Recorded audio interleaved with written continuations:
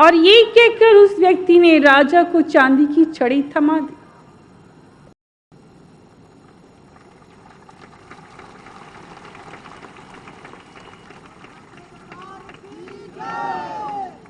बच्चों, सांसारिक लोगों का भी कुछ ऐसा ही हाल है।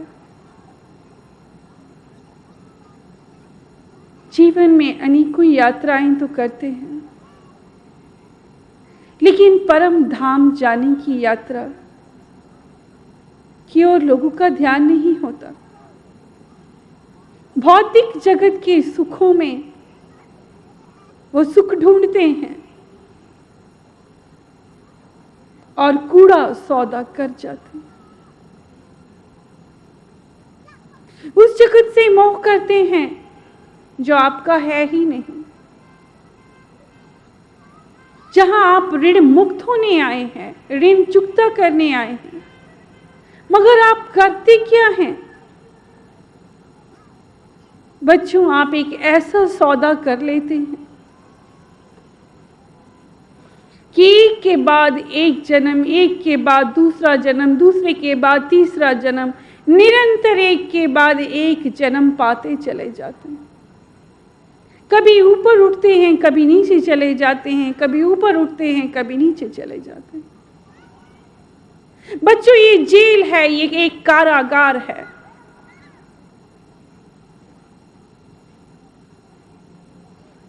जिसकी कैद में हर प्राणी है।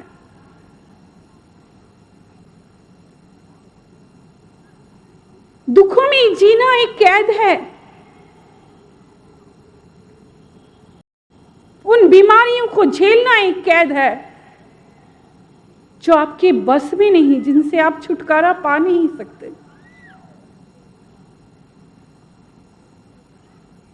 उन बंधनों में जीना कैद है जिनके साथ रहते हुए आपका दम घुटता है। ये जेल नहीं, ये कारागार नहीं तो क्या है?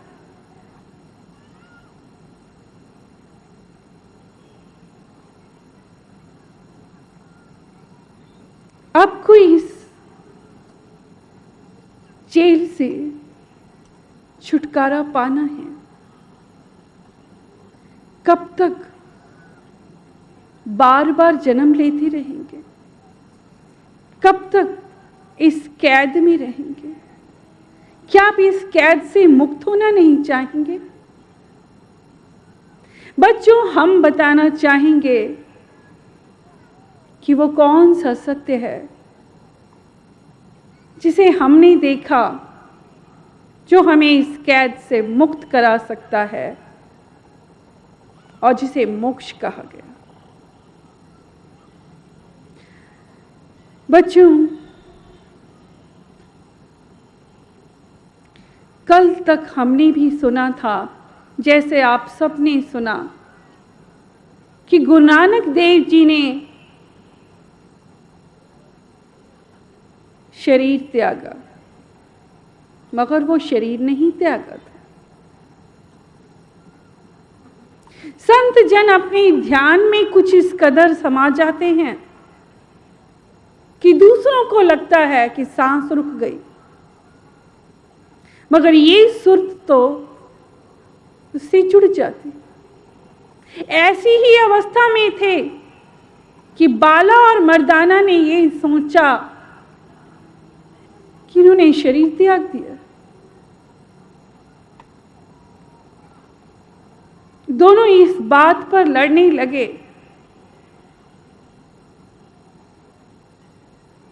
एक ने कहा कि नानक के शरीर को अग्नि के सुपुर्द करना होगा हिंदू धर्म के अनुसार, और दूसरे ने कहा कि वो मुस्लिम धर्म के अनुसार उन्हें जमीन में दफन करेंगे।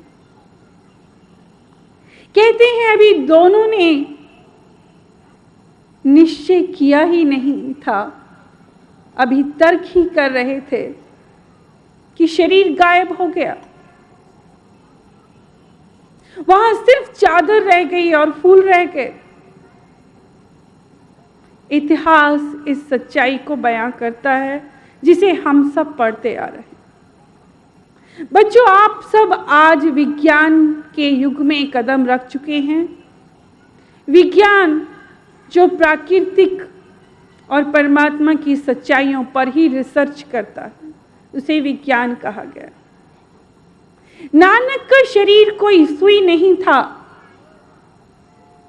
जिसे जमीन हजम कर जाती या वायुमंडल हवा के झोंकों के साथ उड़ जाता। फिर इतना लंबा चौड़ा शरीर कहां गया, वो देख क्यों नहीं सके, कहां गायब हो गया? वो कौन सी सच्चाई है जिसे धार्मिक ग्रंथ बयां तो करते हैं, मगर सारा सत्य की जानकारी ग्रंथों को नहीं है। ठीक ऐसे ही धर्मराज युधिष्ठिर के बारे में भी ग्रंथों में लिखा गया है कि अंतिम समय में पांडव द्रौपदी के साथ यात्रा पर निकल पड़े। बारी बारी सभी ने शरीर का त्याग किया, लेकिन युधिष्ठिर के शरीर किसी को नहीं मिला। यहां तक कहा गया है, लिखा गया है कि कोई विमान आया था जिसमें बैठकर युधिष्ठिर चले।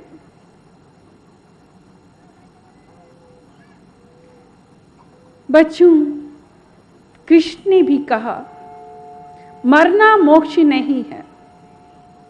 मरना ऐसे है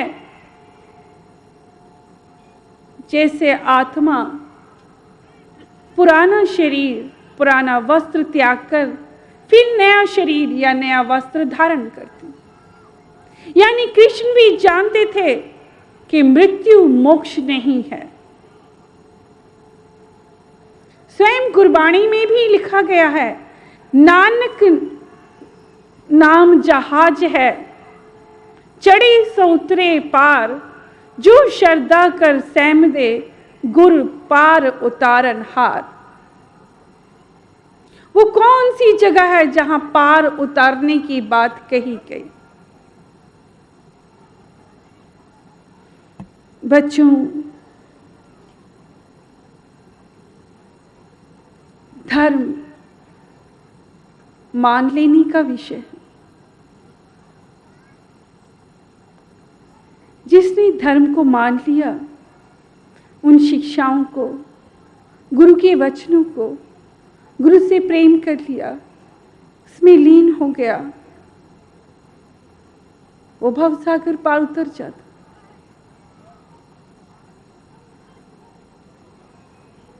बच्चों, एक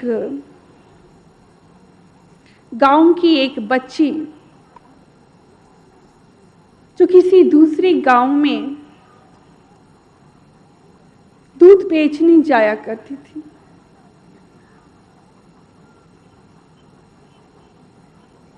वहां मंदिर में अक्सर वो देखती कि पुजारी जी कथा करते रहते और बहुत से लोग कथा सुनते।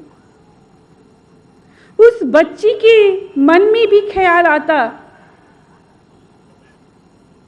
कि कभी वो फुर्सत पा जाए तो वो भी पुजारी की कथा सुने। सच्चे मन से चाहा था, उसकी इच्छा पूर्ण हुई। एक दिन उसका दूध जल्दी बिक गया और वो मंदिर में आकर बैठ गई। तब पुजारी जी अंतिम वाक्य दोहरा रहे थे,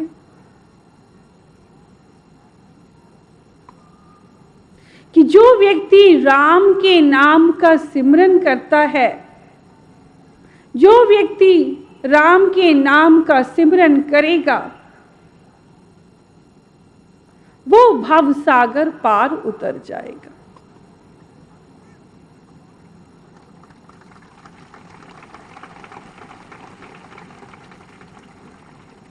बच्चों, उस बच्ची ने इन अंतिम वाक्यों को सुना और मन ही मन विचार करने लगी।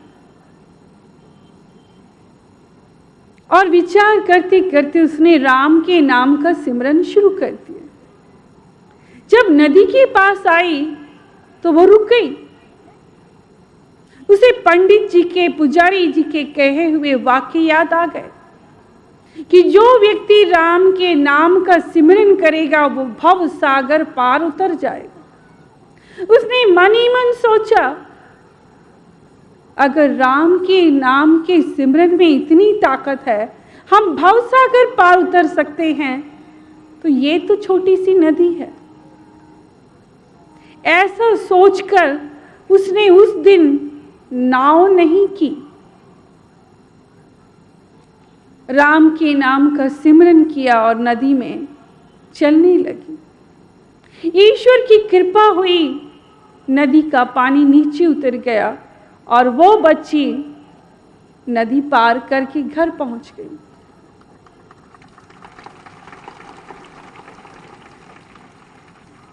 बच्चों, उस बच्ची के खुशी का ठिकाना नहीं था।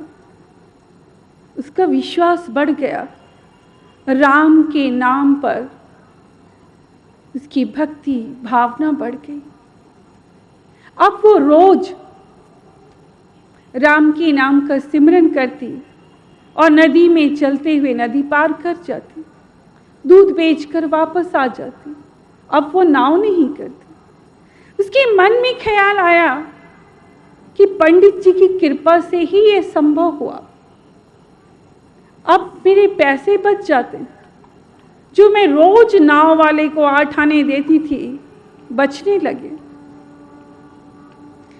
राम की भक्ति भी करने लगी। ये सब पंडित जी, पुजारी जी की कृपा से हुआ। क्यों ना मैं उन्हें अपने घर बुलाऊं। और उस बच्ची ने पुजारी जी को अपने घर आने का निमंत्रण दिया। जैसे ही नदी के पास पहुंचे, पुजारी जी ने बच्ची को रोका कि तुम किधर जा रही हो, नाव नहीं करनी। उस बच्ची ने कहा कि पुजारी जी, आप ही ने तो कहा कि राम के नाम का सिमरन करने से भवसागर पार उतर जाते। उस दिन से मैंने राम के नाम का सिमरन शुरू कर दिया और मैं रोज नदी पार करके चली जाती। किसी नाव की क्या आवश्यकता। पंडित जी अपने ही कहे हुए वचनों में स्वयं फंस गए। सोचने लगे मन ही मन, ये खुद भी डूबेगी, मुझे भी डुबोएगी।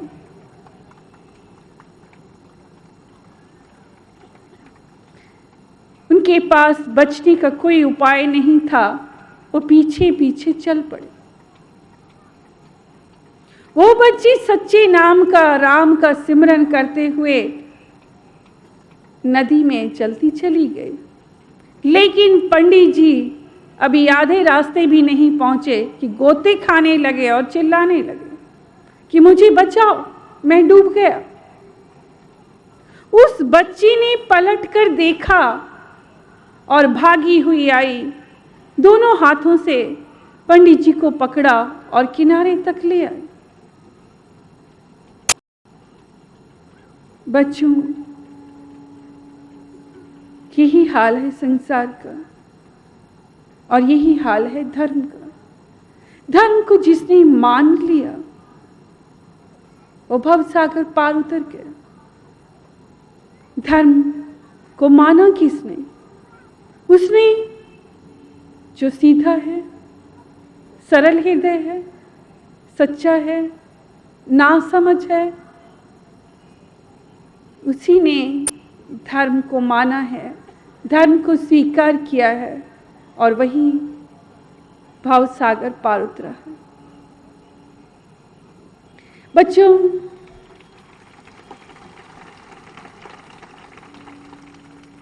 इस कथा को इसलिए सुनाया कि इसके बाद जिन सच्चाइयों को हम बताने जा रहे हैं, उसे भी जो मान लेगा, उसे स्वयं हम अपने साथ सचखंड, बैकुंठ, उस धाम ले जाएंगे।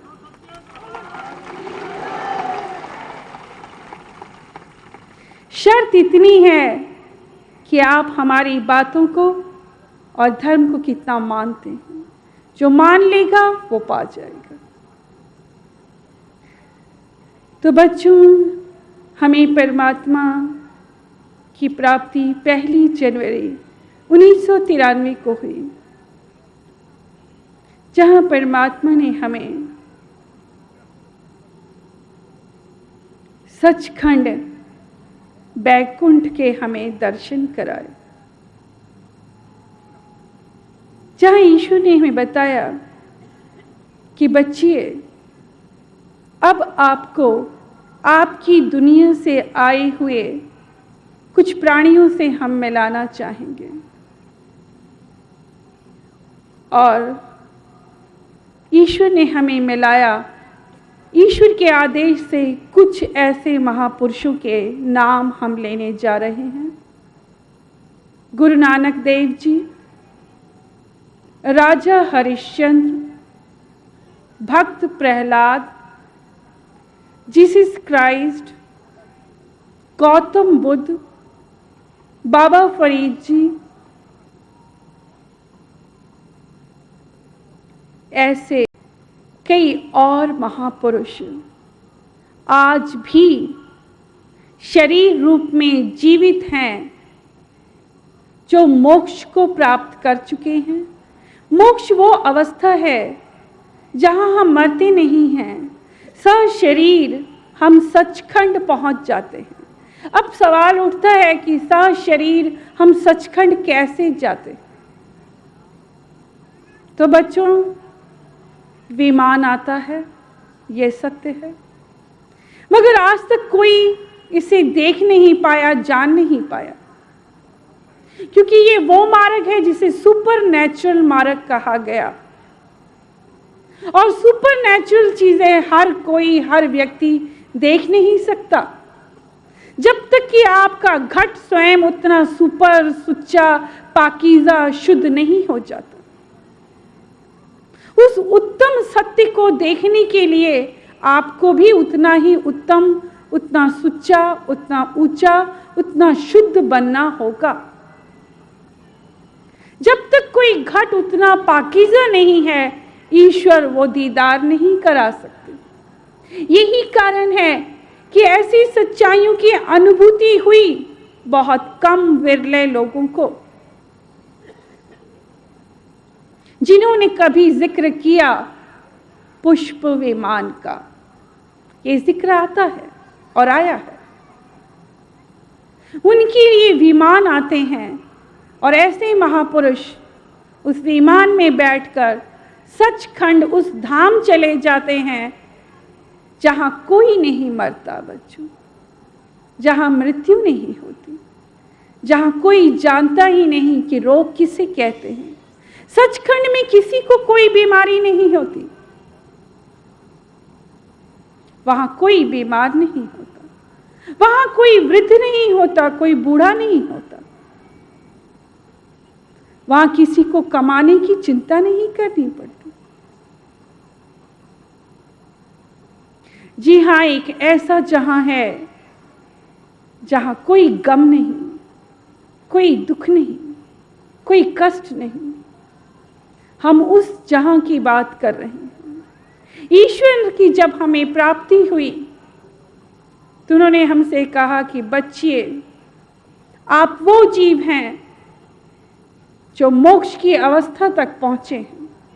आप सचखंड के दर्शन स्वयं करने वाले बने। जी हाँ, 1 जनवरी 1993 से लेकर हम लगातार 24 घंटे सचखंड को देख रहे हैं, उस परमात्मा से जुड़े हैं, वहाँ की दुनिया देख रहे हैं, उन जीवों को देख रहे हैं। वो दुनिया कैसी है उसके बारे में बहुत कुछ बता सकते हैं।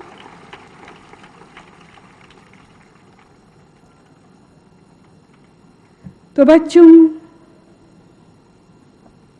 आज के इस विषय में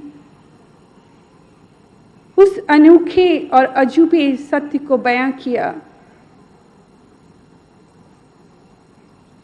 जिसे मोक्ष कहा गया, जिसका जिक्र तो किया गया लेकिन खुलासा आज तक किसी ने नहीं किया।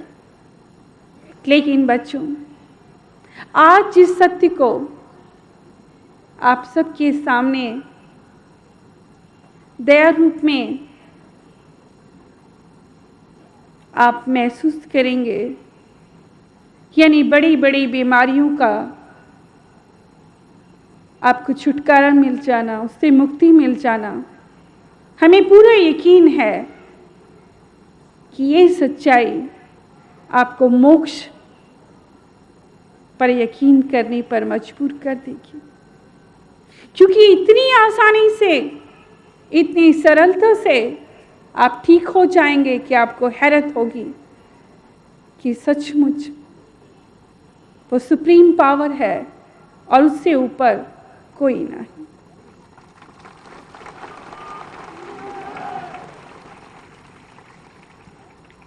बच्चों, परमात्मा का शुक्राना करना चाहेंगे जिसकी दया मेहर से हमें ये 2 दिन आप सबके बीच मिले और हमें बेहद खुशी होगी। वो जीव जहाँ जागो वहीं सवेरा है।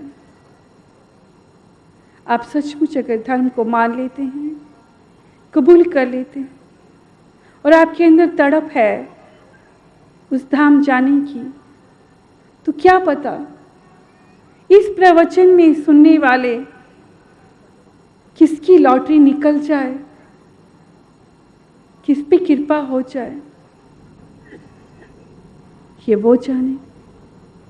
हम जरूर चाहेंगे मगर कि इस प्रवचन में सुनने वालों में से लोगों की ये लॉटरी जरूर निकले।